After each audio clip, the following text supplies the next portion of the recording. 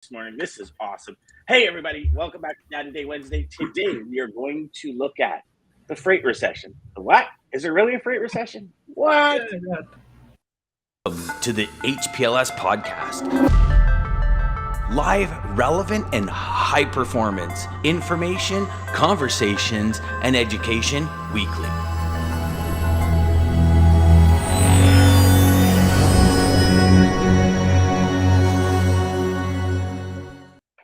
Oh, man, that conversation before the show started just fired me up. I don't know. So, just for everybody watching and listening, we were talking about obviously the Port of Oakland. We just kind of picked it up, and I had said something, and I'd love all your thoughts and opinions on it too, because we all four of us agree that this is what happened. So have you ever noticed when there's a news report about something happening, they pick the stupidest, ugliest, like dumbest person to represent whatever it is on the news? And I can tell you, coming from Canada, they pick people that literally still live in igloos 24/7, 365 to talk about the politics in Canada. And I just find that, if we can't, and the reason I say it is because I saw a report this morning on the news up here about the Port of Oakland, and they chose a driver that, as I said before I got in there, makes ZZ Top's beard look like a Hitler mustache. It just looked like he hasn't showered in a year and a half, to represent the logistics and supply chain community and what's happening in California. And I just think, guys, it's. I mean, as much as we've laughed about it off air, it's brutal. It really is brutal, because we have drivers in seats that literally have MBAs that just choose to drive. This is what they choose to do. And, I met one of my son's friends who we went to high school with at a grocery store the other day. Just happened to come around the corner and see him. And I said, well, what are you up to? He says, well, I'm driving truck now. I said, oh, are you really? I said, where? He just kind of filled me in on a bit of his roots. And I said, you know what? Good for you. Because he's, a 22-year-old kid, 23-year-old kid. And I go, good for you. Like, we need more good people in this. And we started really having an actual in-depth conversation at the grocery store. And when we finished speaking, no joke, there was about 4 people around us that literally just started tuning into our conversation. And they were like, wow, you really praised that young man for being a truck driver. I said, well, absolutely. I said, do you see what you're holding in your hand? He goes, yeah. I go, wouldn't be here without him. And it like, their eyes went, you ever have a conversation with somebody, and then when they get it, it's like you see in their eyes, like something changes. They have that.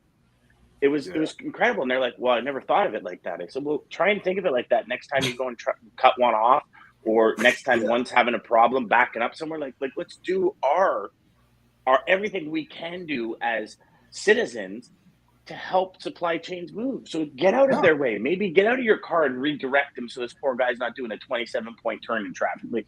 Like something, but just honor the people that help our society move. Not even move forward, just move in daily practice. And anyways, I know that's totally off topic of what we're talking about today, but I just thought it was important to share.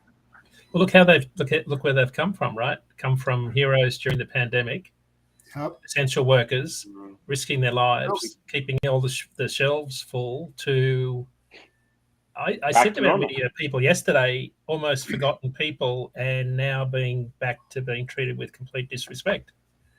Yeah, I'm just amazed. Yeah, I'm just amazed how many people out there are like deer in the headlights. They really don't get it. They just think it happens from osmosis or something like that. I don't know. It's just like the product grew out of someone's yard or something like that. I mean, it's unbelievable. Well, I can tell you, so recently, obviously, with everything that's going on with me, my wife and I pretty much daily are traveling to Toronto, which is there's a hospital, Princess Margaret Hospital, and they're the top 4 in the world for cancer treatment. But it's like an hour and a half from our house. And we go from country, where your biggest traffic jam is the tractor pulling the plow that's going down the road, to like concrete jungle where cars are everywhere, people are crossing streets, and it's like your senses are on overload trying to just like look at it, right? And I'll tell you, it's as if most people, when they get in their car or when they get on their bike or when they start walking, there's nobody else around. I'm here and that's it. Like just the feeling. And again, the feeling I get, right, is that it's all about me. And, you know, if you need to merge because you're about to miss your exit because you might not know where you're going, don't get me wrong, there are the arseholes that pull right into front but like, it's just that common courtesy. And we saw it happening, almost a year ago now, where that common courtesy started really going downhill, right? We've been in the pandemic for a while. It's like, okay, it's become the norm to be in the pandemic. And everybody just goes back to what was.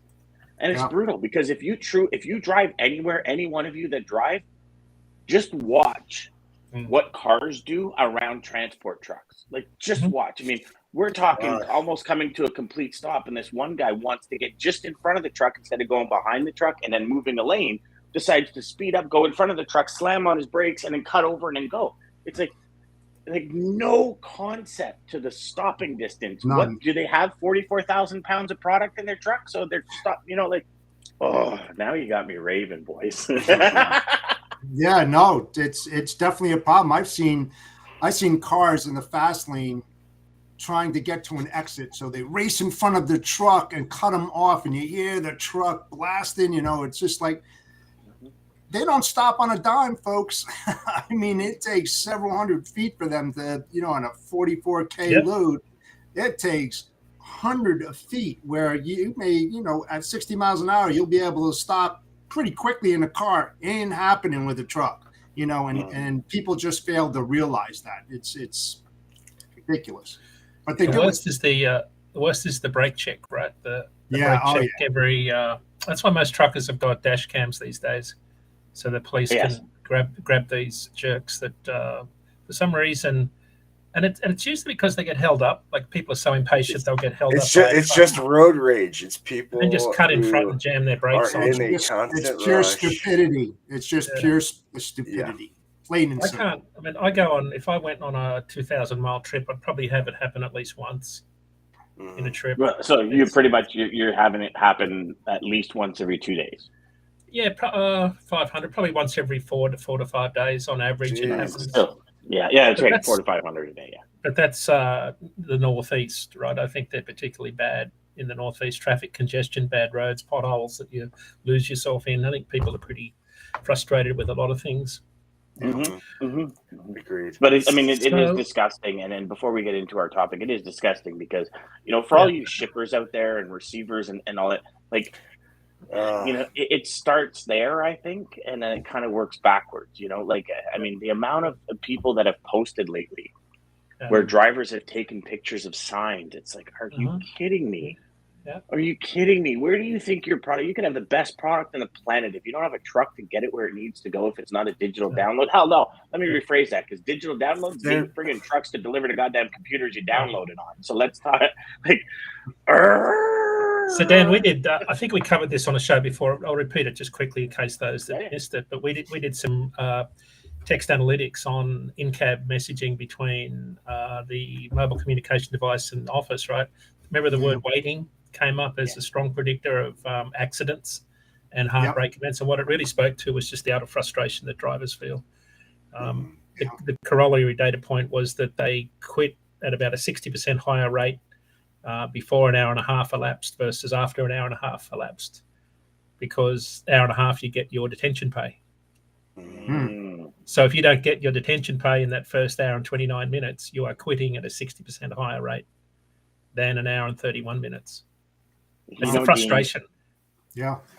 When it comes to data, my friend, I have to tell you, you are the mastermind in this industry. Like hands down. I mean, we're talking text data now. Not even lame data for analytics. Like it's unreal. I can't wait to sit down with you at the conference for like an hour and a half and just pick your brain on stage. It's going to be awesome. Oh yeah. You know, we didn't know it'd be predictive, right? Part of the fun of analytics is just throwing a whole lot of stuff on the wall and see what sticks. Yes. And then you got to dig into it and say, well, what does it mean? Is it real? We did some predictive models at a large gasoline company, and the highest risk driver was a driver that was hazmat. Yes, no. So it was a binary field in the database. Hazmat qualified, yes, no. And we said, that doesn't make sense. How could your how could your worst drivers, your worst, most probable to have an accident driver be hazmat drivers? Because that doesn't make sense. It's counterintuitive. And we went back and presented the results, and they said, oh, no, that's just a field we use so that we can't dispatch non-hazmat drivers on hazmat loads. It's not real data. But it came back predictive, right? So even though data can be very insightful and predictive, you've actually got to reality check it with, because some people put really bad data in the wrong fields in a database. And that's what you've got to be very careful of with data, is to make sure your data is clean and actually a representative of what your business is doing. I remember my old IT guy used to say, my old IT guy, the company I worked for, the IT guy there used to say all the time, Dan, it's garbage in, garbage out. Mm-hmm. Like if you put garbage into your system, you will produce garbage on your reports. He goes, it's so critical. And I don't think very many people pay close attention to that. And, you know, obviously with things we have going in the mix now, the data set inside of it is critical.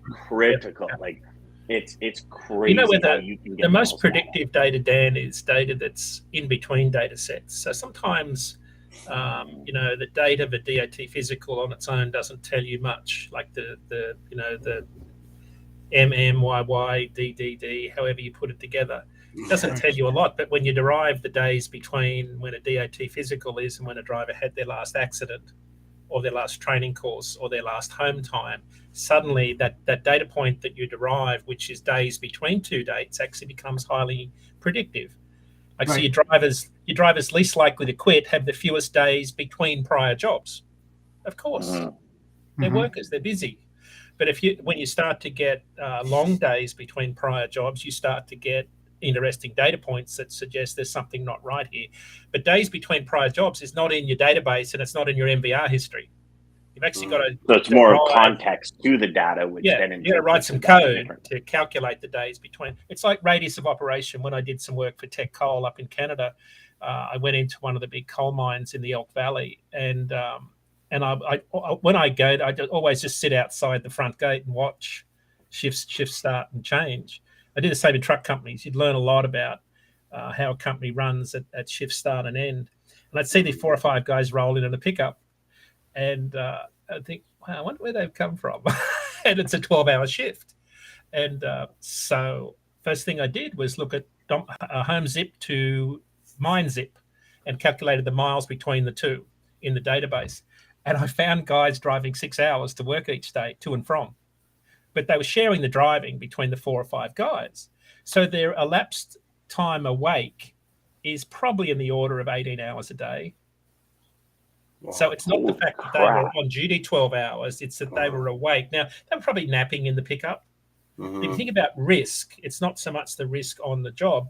It's like that big accident involving, was it Kevin Hart that got injured in that bus crash on the bus in Pennsylvania? You know, the driver. I believe it was, because he was just he was in an accident where he broke his back, and there was a bunch of different things. Or he did. Yeah, I think it was. So the driver in that was late at night, I think, but he'd commuted a long distance by car to get to work before he started driving. And it's really about time on duty. It's about how long you've been awake. And one of the strongest predictors I find in terms of, you know, severe accidents is how far away from work you live, because that tells you how long you're awake each day. And you'll be surprised that most drivers are at risk of falling asleep at the wheel on the commute to and from work, not when they're at work. Because when you're at work, you've got to drive the truck. When you get in a car, you just steer it, right? And there's a big difference between driving and steering, because when you steer a vehicle, you can disconnect really easily. And when you relax, because you don't have all your safety requirements on when you get in a car, the probability of falling asleep goes through the roof. So that's one of the big things I found in 24/7 operations, is the distance from the workplace is a really strong predictor of workplace health and safety accidents. You know, it's interesting that came up today. On the weekend, I was speaking with a buddy of mine who's one of the highest chiefs at the Toronto airport for fire and safety. And he has obviously the job of a firefighter is you come in for 24-hour shifts, you do 8 or 10 shifts a month, right? And so he has people on his crew that are literally 6 hours away, 5 hours away, like almost Sudbury kind of time frame. And I said, are you kidding me? I go, wow. He goes, yeah, but he comes in 8 times a month. He goes, it's not a big deal, right? Right. I said, well, he goes, but he comes in the night before and stays at his brother's place in Toronto. There you go. Yep. I said, well, why would he do that? Why wouldn't he just, he goes, because he goes, Dan, what he found was because you're on a 24-hour shift, you sometimes sleep, you sometimes don't, especially at the airport. It's mostly like paramedic calls, like that kind of stuff. He says, like, there were times when the guy wouldn't sleep for 36 hours and then he'd have to get in his truck and drive home, and he almost went off the road. Right. So it's actually a data point that we very rarely think of, right? Like you think, I used to drive an hour and a half to and from work each day. So an hour and a half there, an hour and a half home. Yeah. That was 3 hours in the car every day. Yeah. And I actually primed myself, because I took the Zig Ziglar approach in Automobile University. So on my way into work, I would listen to audiobooks and training courses and all. So I'd get to work fired up. But I'll tell you, getting home. On the way home, it's the window like, down, the air conditioning blasting, and the music, and the music loud coming in the window, like the sun coming in the window. It's just like that. You got the AC going, but you got the sun that's heating you up, and it's just like, oh no. What? Yeah. So you want to? Good morning, Scott. Quick trick. We got a bunch of. So good morning, Lisa. Yes, that's right. It's a machine. Dean, the data machine. Love it. Love it. Good morning. Late but here. Pivot Day. Scott, good morning, my man. So, morning, Dean. Scott. All right. Freight recession. What's going on? Day-to-day Wednesday. Yeah, there were lots of talk. It was kind of a bit of a non-event, right? It was it set the whole freight media world on fire probably three months ago. Maybe everybody's talking about it. Suddenly we got lots of call because someone read about a story that got everybody thinking, and of course it just never materialized. But the more important point was that the underlying data defied that headline anyway. The data didn't support any notion that the trucking industry was in a freight recession. Sure, we had too many trucks in the industry. We had an oversupplied market. We still do. Lots of carriers entered the industry, and there's some bleeding off of capacity going on right now. Demand, though, underlying demand is still pretty solid. And I did some data. We talked about it on our show yesterday, but one of the themes that I've been seeing in our spot market and contract data is 2022 looks a lot like 2018 from a demand perspective. So you remember 2018? It was back in 2018 when it happened. People were saying that was the strongest demand the truckload industry had seen in a decade. Right, so 18 was like a breakout year. We had changes in the tax code, industrial stimulus, oil prices rallied, a lot of investment in the industrial economy. We're coming off the back of 2 Cat 5 hurricanes in late 17. A lot of building industry activity, a lot of because of accelerated depreciation in the tax changes, a lot of forward ordering of trucks in Q3 of 18. It was a really big year. Spot rates were higher than contract all the way through July. And it was primarily a flatbed-driven rate rally. That's what really drove it, because it was such a strong industrial economy. And the more we look at our data this week, it looks a lot like 2018 did from both a rate and a demand perspective. In fact, rates, when I look at flatbed, dry van, and reefer line haul rates, they're only 2 cents per mile below 2018 levels right now. So, in fact, dry van rates this week were identical to 2018 levels. So from a demand perspective, the volume of freight moving looks and feels a lot like 2018. And I've got some data points to support that. You saw some data come out yesterday on new single family and multifamily homes.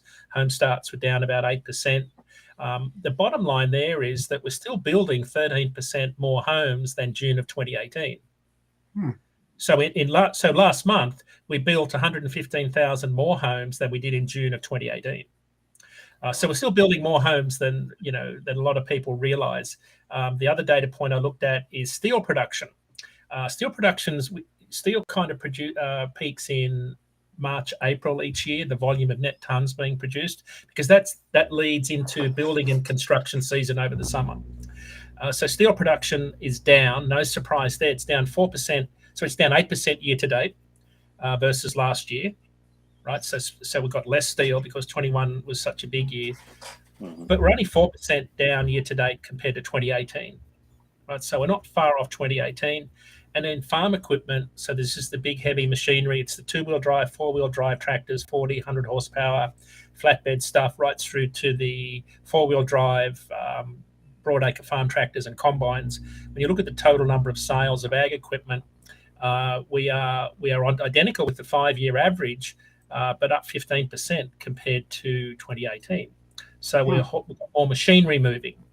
And that's so when we look at our data points in sort of the spot market, which is a precursor of where the contract market's going from a rate perspective, we see demand, a lot of demand signals in terms of the volume of freight, whether it be load post, spot market activity, loads moved, a lot of similarities with 2018. You can see that in some of our charts. The reason why rates are dropping, though, is supply, which is the number of trucks in the market, looks like 2019. Those numbers look a lot like 2019, which was how bad of a year for carriers. We saw record numbers of bankruptcy. Some of the really big names exited the industry.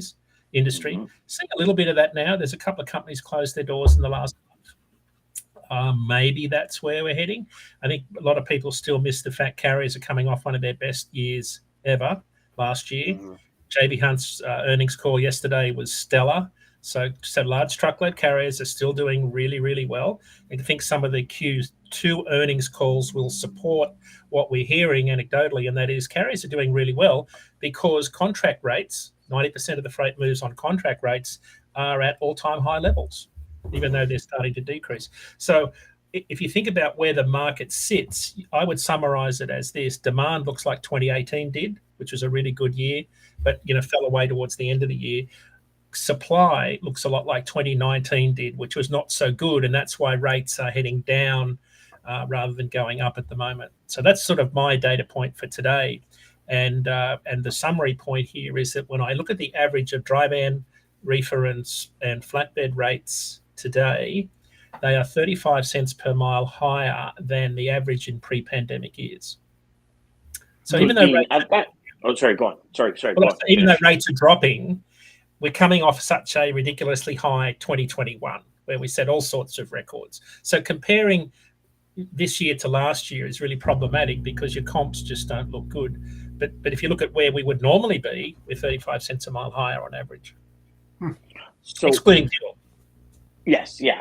I've got a couple of questions regarding that data because I think it'd be really valuable for everybody watching and listening. So in 2019, when you and I met, we were coming off obviously 2018, and the word in the asset side community was you can't base any of what your teeter-totter or your reports on 2018. Like go back to 2017, it was this anomaly year, right? Right. It was the year where finally asset companies were getting paid what they deserved to make a profit.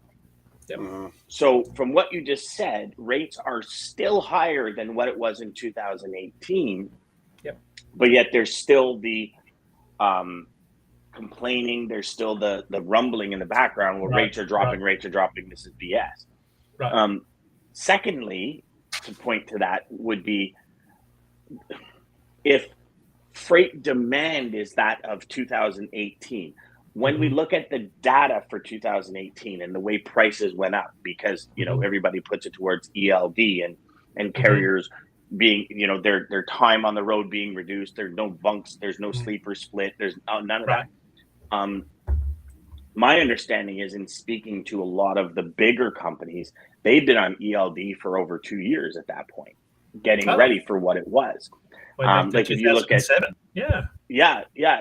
like if you look at like the highlights, the challengers, all these big corporations, especially in Canada, they've been on ELD in preparation because Canada came after for ELD after the US, but transporter. Like I remember speaking to one guy there. I go, "How has this impacted you?" He goes, "Dan, we've been on ELD for almost 3 years now. Like we've been doing electronic logs for almost 3 years."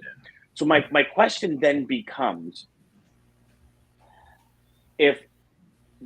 is demand that we saw, did the capacity crunch have anything to do with the perceived higher demand? Or is it just like, this is the demand, and it's kind of based on the data that you get is based on a manufacturing level or loads moved level? It's both. It's a range of things, right? So I look at demand. So we look at data points that tell you directionally where the market's going. I couldn't tell you how many loads of steel were moved in our network last week, right? So I look for data points, whether it be produce or the volume of meat going into cold stores or the volume of flowers coming into Miami. We can look at all those data points. You can never connect a pallet of flowers with a truck. Right? Those data points don't exist. But when you see, and I'll use Valentine's Day as a good example, when you see 35 jumbos arriving every day with flowers from Ecuador and Colombia, you can see spot rates in the reefer market take off the next day, right? So what you're looking for are data points that tell you directionally where the market's headed. So some of those data points that I showed you there support that. We're still seeing pretty strong, even though demand is cooling, right? So relative to last year, we're still seeing demand levels higher than 2018. In fact, some of the freight-weighted heavy data points are about equal to, like when you look at manufacturing and mining data from the Bureau of the Census Bureau, we're about equal to 2018 levels. So it's really a combination of things. I just look at data points that support directionally where we're going. Just like used truck prices, new truck orders, right? So whether they are more long-term forecasting data points, what you're looking for, it's not like, we're selling more tractors, therefore I can get a better rate for my drop deck, with my big 5280, case machine today. No, it's not how it works.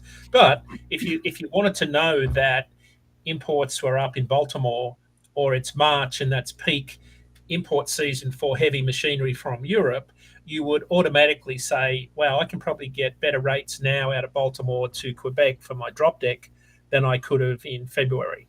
So what you're looking for are data points to support, I think, and I'd love Jeff's perspective on this, because as a carrier, what I'm looking for is, where do I put my equipment? Where do I position my assets? What lanes do I run? It's like, cherries are coming online in the Pacific Northwest out of the Yakima Valley. If I'm in Seattle, I'm going to deadhead straight over the mountain and load back to San Francisco. If it's, what's another data point? Could be peaches, could be strawberry season in February coming out of Lakeland, Florida, right? You're going to get a really good rate there. So there's these windows of time that you kind of look for based on the seasonality of what you're hauling. And Dean, to your point about record numbers, I mean, I just seen a report on Monday, Martin Transport financial performance during the second quarter of this year. I mean, they're saying they're 42% higher year over year revenue. Yeah. Werner presented a similar story a little while ago. That's the whole notion that the industry is collapsing is just complete rubbish. The industry, most of the carriers are doing really well. Even small carriers are doing pretty well. But there is a small sliver, right, that really struggled. And these are the guys that pay double for a used truck. Insurance policies in the $25,000 to $30,000 per powered unit range. And this is why some of these guys are protesting in California, because they're new entrants to the industry and their policy precludes them from becoming independent and getting their own authority. Right? If you wanted to go from being leased on to a large shipper or carrier in California right now, you're probably going to need 30 grand, a lazy 30 grand laying around to get your own authority and buy insurance. And that's why they're protesting. It's really hard. I've got no other option. So, so carriers are having a really good year, DJ, and that's why I think you're not seeing the exodus from the industry that we did in 2019. That said, in 2019 they weren't prepared for what they are prepared for now. Yeah. Right, but you've got to remember that last year was extraordinary because spot rates were at record highs, but diesel prices were really low relative to where they are today. I think in the 240 range they were averaging. But when you look at the spread between spot and diesel, it was an incredibly profitable 6 to 8 months last year, last 6 to 8 months of last year. That really set carriers up for a strong base this year. And the bigger carriers found that the same. So what we are seeing, though, is it's interesting. In 2019, when I look at the two big auction houses, 2019, we had about 1,100 thereabouts trucks hit the auction market in June of 2019 when bankruptcies were spiking. This month, we saw about 300, give or take. But it was up 60% from May. So there are more trucks hitting the auction blocks. And I think auction inventory is a really good leading indicator of where the market's at, because if you're going out of business quickly, the auction place is a good place to recoup some of your equity. Correct. But those numbers are nowhere near 2019. Sorry. Yeah, and Dean, to your point, I don't know if you said it last week or the week prior with your friend who parked their trucks because of the high price of fuel. When you put that into the equation too, I mean, that's major disruption as well. I mean, they can't afford to run your trucks. Yeah. Yep. I think a lot of guys have sort of said this notion that I'd rather sit in the lounge chair and go broke than be out in a truck stop, right? Going broke. Well, I mean, and not only that, if you're going to sit in the lounge chair, you'll go broke, and it'll take you more time to go broke than go and spending an extra $1,000 a day on fuel that you don't have the money to recoup, right? And speaking of that, Tyler's actually got a great question. He says, he does. How can we compare rates to 2018 with diesel costs being much higher than ever before? Well, two separate questions. One is rates and one is margin. One is profit margin, right? So, good question. I don't have my spreadsheet back to 2018, but I could do that for next week. What I could do is, if you can give me a minute, I can quickly pull up a year-over-year comparison. I do know that this time a year ago, you were making about 35 cents a mile gross margin. This year, you're losing about 30 cents gross margin, 30 cents a mile. So it's been a big swing. Did you say a minute? I need...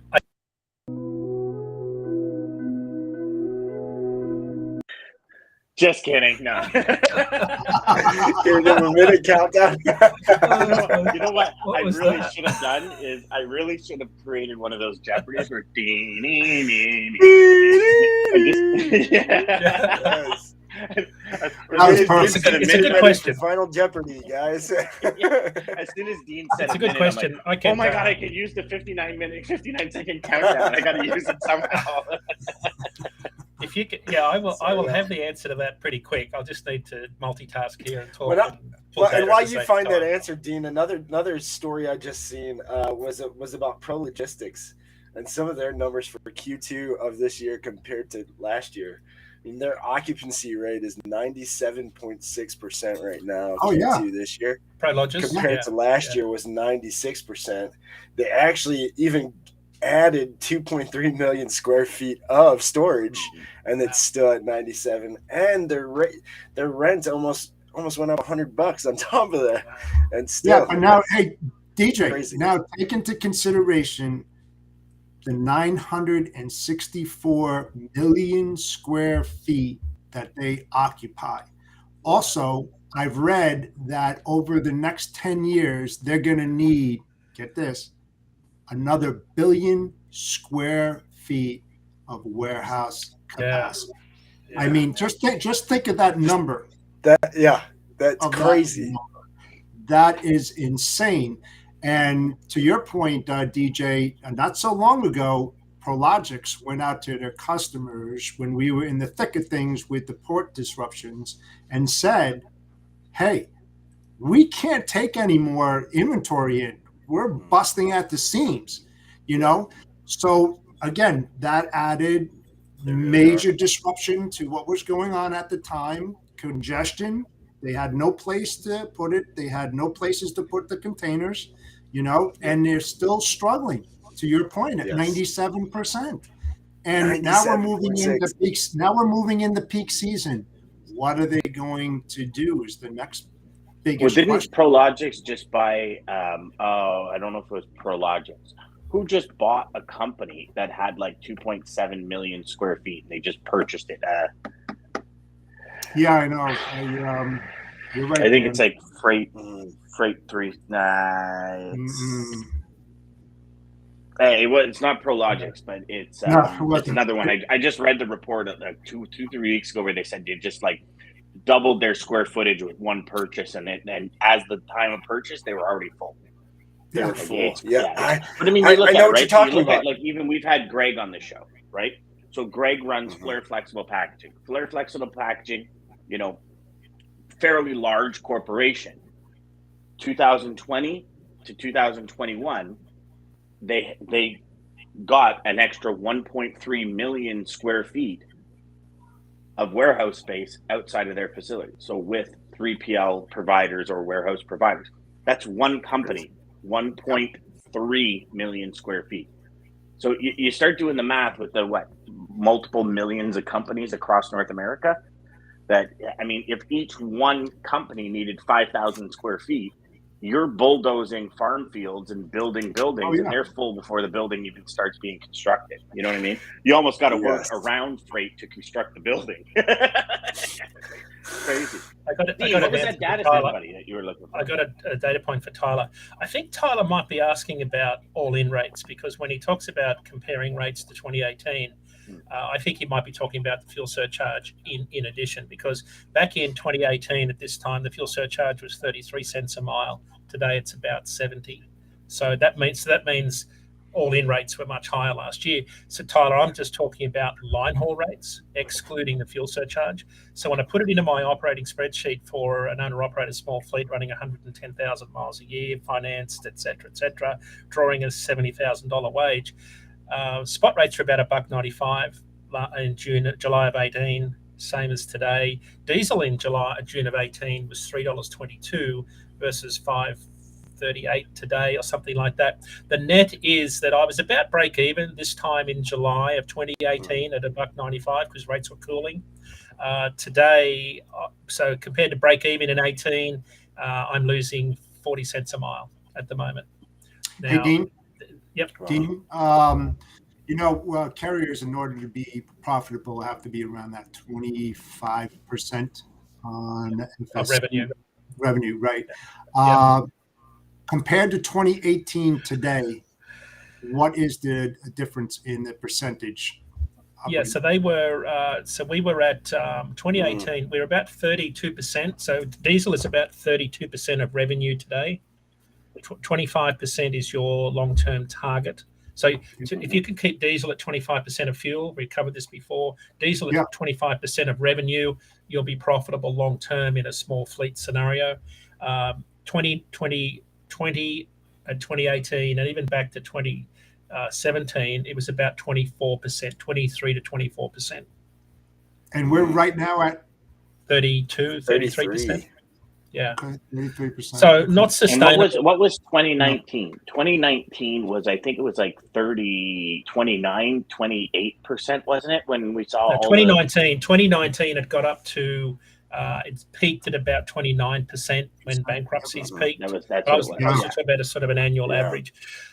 So that's the number you got to watch very carefully. It's not sustainable, but it is if you've got some reserves, money in the bank, you've got some good mix of contract and spot rates, you've got good partners. I know guys that are getting by now, even with diesel at high prices, because they've got clever about it. I think there's a lot of guys that have figured out that, the spot market, if you don't know your costs, the spot market can eat you alive, because your rate might not recover. If you don't have a fuel recapture program, you'll really struggle to get enough cents per mile to pay your fuel bill each month, which can be very high when you're putting, it costed, was it $1,600 for me to fill my 2 tanks on the weekend in my Peterbilt. So, it costs, and you're doing that every 2 days, a long haul truck, probably every 2 to 3 days. It's a lot of cash. So your cash flow really takes a hit if you're not getting enough revenue. And especially if you're holding, if you're not getting paid quickly, you've got to pay for that fuel at the pump. You might be able to, have a little bit of credit, but mostly you're paying for it at the pump, and then you've got to get paid at some point. Even if it's 7 days, you've still got a cash flow issue you've got to deal with.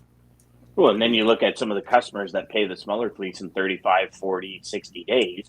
Yeah. I mean, if you're talking $3,000 a week and you don't get paid for a month, right, like you're 12 G's just in fuel before anything else, before plates, before maintenance, before driver wages, before buildings, before rent, before hydro, before computer technology, phone, like all of it. That's a huge expense, and then you don't get paid because they're like, oh, well, the invoice never got processed, so give me another 15, 20 days. Now you're up to $26,000 in expenses before you get paid your first load.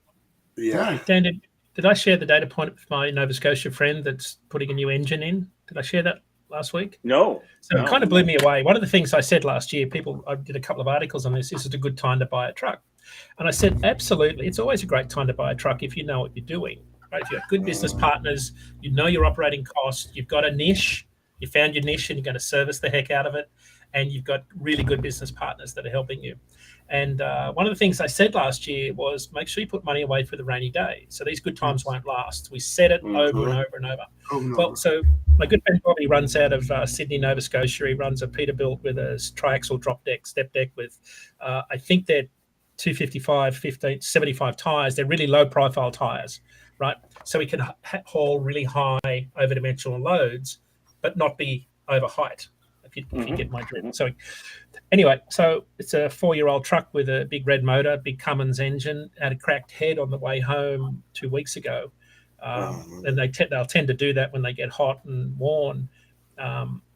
So he had to get towed. He was loaded with machinery out of Baltimore, had to get towed back to home. The repair bill for a remanned engine. So this is not a new Cummins engine. This is a remanned engine, and he thought he'd put a new clutch in it at the same time. So remanned engine, clutch, and the cost of the tow came to what, do you think? Wild guess. 26,000. 85. 85,000. 85? 85 grand. Now, you've got to add the opportunity cost of being off the road for 6 weeks for an owner-operator. 6 weeks. So, yeah. So, and then I get this. The remanned engine turned up last week, damaged, and they've had to send it back. So pretty much in one fell swoop, he's lost his entire, probably almost 2 years of profit. And he owed that much on the truck, so he's had to refinance. Wow. So this is the cost of running a truck. It is nothing like what people think. So even though I had one of my colleagues say rates are ridiculously high and shouldn't be that high, and I said you've got no idea what it costs to run a truck. Operating costs have gone up about 25 cents per mile in the last year alone because of inflation, and this exercise of this clutch and engine just brought home to me how expensive it is to run a truck and how much money you need to put aside, because in-frame rebuilds on a lot of these older trucks that people have been buying in the last year, they're going to run you 35, 40 grand in a heartbeat. And you're going to have to do that at probably some of these newer trucks, maybe 500,000 miles. I'm still at 750 on my Caterpillar. It'll run to 1 million miles without any problem whatsoever. Because it doesn't have all the emission crap on it, but because all the emission stuff is just killing these engines, that they're just getting too hot and overheating, and they just don't last. That's the downside of the technology. It's costing a lot more to run. So the cost. So this is the when you're talking about buying capacity, there's a lot to it, because in the rate has to be a lot of money to cover what it really costs to run a truck, and I think a lot of carriers really don't have a good handle on that, because you really just hope you'll never break down and the engine won't fail on you, and you think that rainy day won't come. Well, it came in February, didn't, when Russia invaded the Ukraine, and suddenly diesel went through the roof and fuel surcharge went up, and one of the more bizarre things, spot rates go down when diesel goes up at the rate that it's been doing. It'll be interesting to see, with diesel down 38 cents in the last month, Jeff, if in fact spot rates start to level out. They flattened this week a little bit, which is interesting. So, well, we got the Ontario government came back and said we're going to do a 12-cent per liter discount and everything, and it's funny because now our fuel is like $1.68 a liter, $1.68, which comes to I think we're down in that $5, $5.50 per gallon. We were up over $9 a little while ago. Yeah. Oh yeah. We were like, some places was $2.15, $2.20 a liter, and I think it's 3.8. Yeah. Like you times it by 3.8 to get to a gallon. So like we were $9, $10, $11 a gallon up in Ontario. Like it was friggin' brutal. And if this goes back to all of you as logistics professionals, like I truly believe you need to understand how your partners are profitable. Because again, if this is a real partnership, it's an obligation of every party to make sure everyone's profitable. Because the last thing you want to do is lock a supplier in, you have a great relationship, but they're not getting paid what they need to sustain their company. Right. And then they have one or two of these issues that Dean just talked about, and they're out of business. And not only are they out of business, now you're in the process of trying to, I keep hearing DJ trying to get in here, but I don't see him. Then you're in the process of, now you got to find a new supplier. You got to help build them up to the capacity and to get to the point where you work. It's like it's long term, make less, earn more, right? And as a carrier, as a broker, especially. Oh, there's DJ. So DJ, your internet looks unstable, but it's just gone green again. So you're good. My internet's terrible. You know, as a carrier, I'm losing it over here. Yeah, you're back though. You're all green. As a broker, you know, if you're making $200 a load and you want long-term stability, maybe give the supplier $50 a load. Yeah. Like you're still at the 150, but your suppliers mean so much more to the long-term business and your long-term growth. Exactly. And I don't, well, don't get me wrong. Some brokers and logistics professionals are greedy and they want as much profit as possible. I understand that. But I think some just don't pay attention to, or have never really dove into, are my suppliers profitable? Because that's a big question. Yeah. You have to have that conversation with them. You know, it's collaboration. What are your needs? I know what my needs are. Let's talk. Where do you need to be? Where do you need to be? You know, I mean, it's those type of questions and concerns that should be present in all kind of relationships, especially if you're looking for long term. You know, if you don't have them, you're looking at short term, and it's a waste of money. Like one thing that I learned a long time ago, it's a lot easier to keep a client on board than to find a replacement. Yeah. And you know what, Jeff, to that point, I also think what you just said there, I had it in my head. I also think if you don't think about it and you don't pay attention to it, it's just as bad as trying to keep somebody down. I really do. I think it's very, very, very important that we start as professionals. Like Dean's talked about many times, leave something for the next guy. Yeah. Yes. Right? Like leave something on the table for the next guy, because it's all great that you're eating and you buy a Ferrari, but if you're leaving a wake of devastation and destruction in your path because you're not paying people what they should be to be profitable, to be true partners, then I think, and maybe unintentionally, maybe as you're listening to this, you're going, damn, I've never really sat down with my suppliers and said, like, how do we do this for the next 15 years? Yeah. As opposed to just today. Like, what are loads picking up today? No. How are we going to grow this business together over the next 10, 15 years? What do we need to do? What would it look like for you? And they might say, listen, every year I want a 3% increase. Give me a fuel surcharge instead of a flat rate. Let's negotiate those deals now. Put this into effect. You know, Dean just talked about how contracted rates are kind of, you know, they kind of follow or tail the spot market. Yep. And we've seen over the last week with Lane of the Day, over the last 2 days, finally we're seeing spot market rates way higher than contracted rate, or way lower than contracted rates, which means contracted rates are going to come down, right, eventually.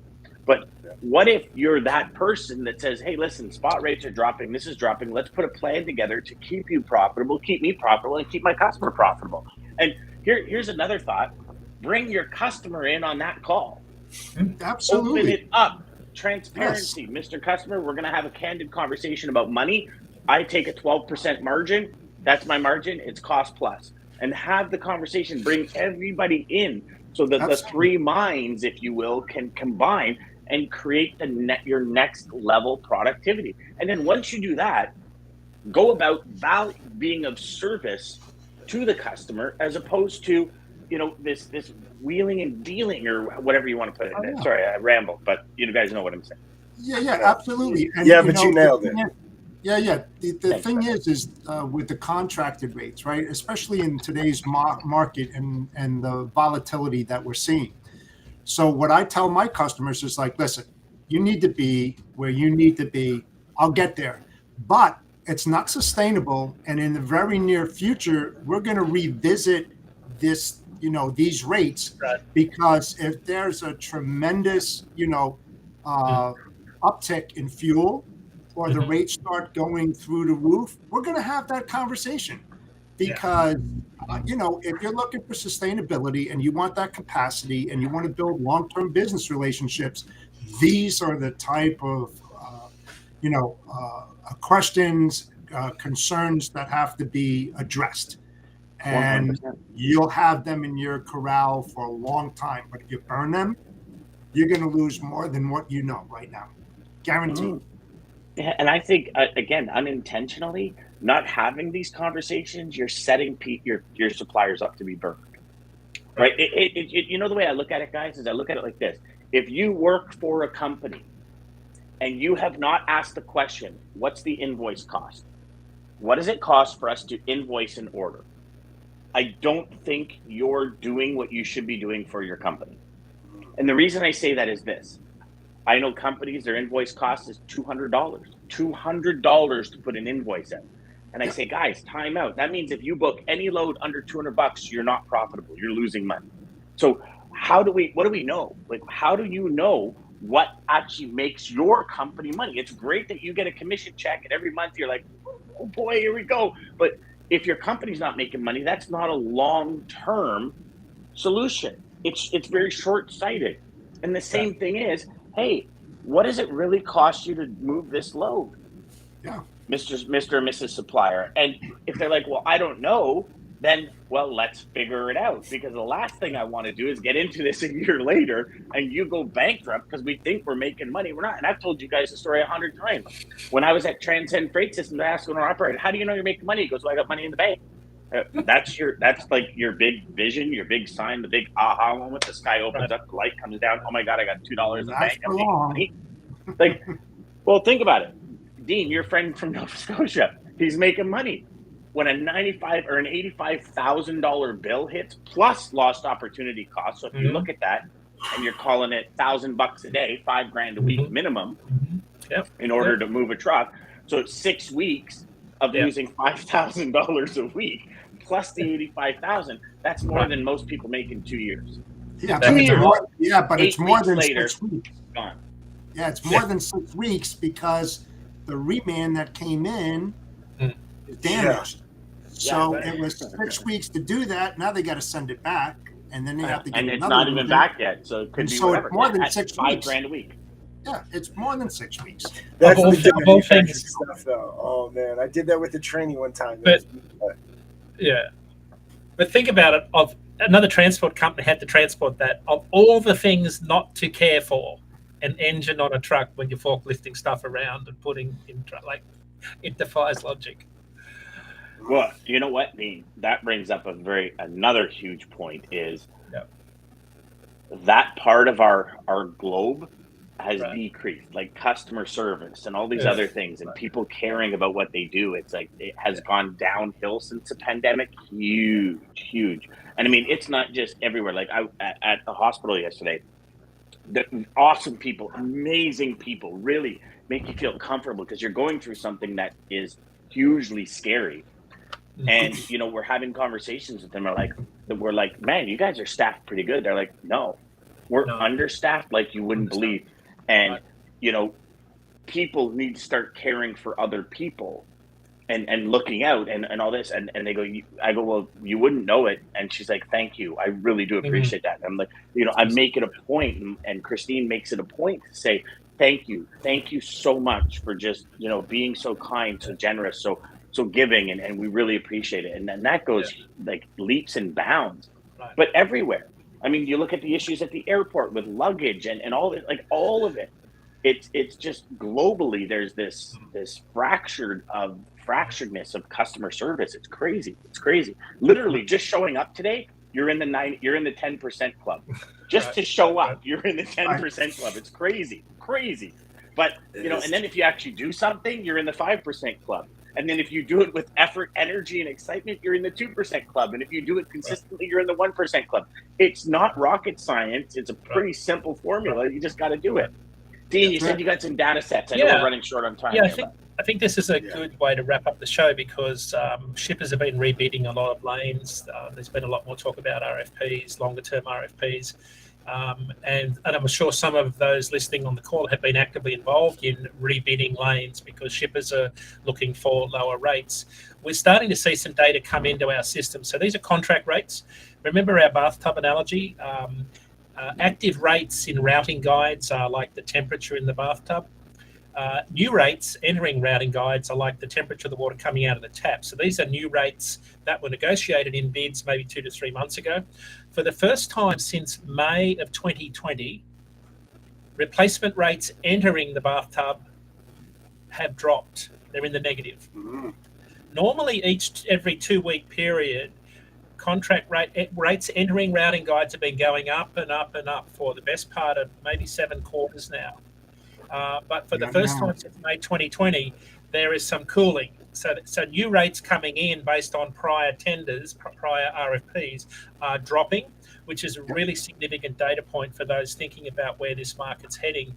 The other day, so I'll give you the stats behind it. In dry van, rates are up 1% in June, down about 0.5% so far this month. The biggest mover, though, is reefer. Refrigerated rates are dropping rapidly on the contract side. Active rates in the temp control market are down 1% versus June. But replacement rates coming in are 8% lower than June. So the reefer contract market is cooling off literally really rapidly. So you know what would be interesting then, Dean, is to look at, and maybe this can be a conversation for next week, is to look at, because 2018 was really that benchmark year where carriers said like rates are finally where they need to be, right? Right. So maybe if we can for next week, look at 2018, look at the rates that you just had come in. Let's take fuel out of the equation because contract rates typically have a fuel surcharge applied to them. And let's see where we're at, because it'd be interesting to see that data live. Is that my head? No, BJ. It's BJ. I think it's me. I think my internet going in and out. So I don't know if y'all can hear it. Sorry if you can. And then see where those rates are actually, because I'm willing to bet even with the lowering of contract rates, they're still higher than 2018. Because I think in the last 2 years we've Oh, it was DJ. It was DJ's audio. Yeah, DJ, it's your audio, buddy. Yeah. I'll just put him in the background until it calms down. No, DJ, it's your audio. It's crazy. Am I still going crazy? You can't even hear us. Yeah, it's your audio. Just feedback. So it'd be it's feedback somewhere. So it'd be interesting to see that, Dean. So maybe we can pull that up for next week. Hey Dan and Dean, you know, with these rates that are coming down, right, and they're doing the rebids, and you've got this tap water that's coming in with these lower rates. I can tell you right now, it's not sustainable, and they're going to go up in the short run. Okay, I can't predict when that short run is going to be, but there's all the effort, the time, the cost that's put into these RFPs for just a small bit of time are going to have to be revisited. That's why the long-term RFPs are not sustainable, because the volatility in the market, it's going to go up, and you're going to have to rehash it. I'm going through that right now with about 30 lanes, and we're having those conversations, and the rates are coming down. But I'm having that conversation with them, saying, I'll do what I can, but it's not sustainable, and we will have another conversation. It's going to happen. Spot on. Yeah, 100%. 100%. Am I still having issues? Okay. Yeah, you are. But I mean, a little bit better now, but yeah. So, okay, DJ, let's take us out of here, brother, before your microphone craps out. Yeah, before we totally get crapped out of this, let me just close this out. So thank you, everybody, for joining us, as always. Thanks, Scott, for letting me know that I was clear, just feedback.